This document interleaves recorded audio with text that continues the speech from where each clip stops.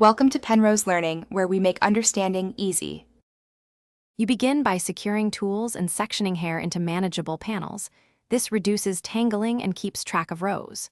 Once clipped, locate the first stitch row at the nape and gently pull the braid away to expose thread. Use a seam ripper or small scissors to lift and snip every third stitch, not the braid itself, because cutting the wrong strand can cause breakage. Move deliberately and check progress in the mirror.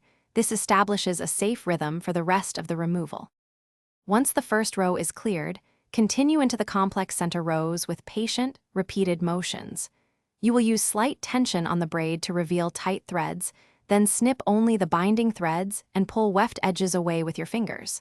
After loosening a section, comb gently from ends to roots to prevent knots. Make sure to rotate your head position to get better angles. This minimizes accidental cuts and maintains the integrity of your natural. You finish by clearing the final rows and checking the scalp for leftover knots. Once the weave is off, detangle thoroughly and shampoo to remove residue. Then apply a deep conditioner and let it sit for 20 to 30 minutes to restore moisture and elasticity.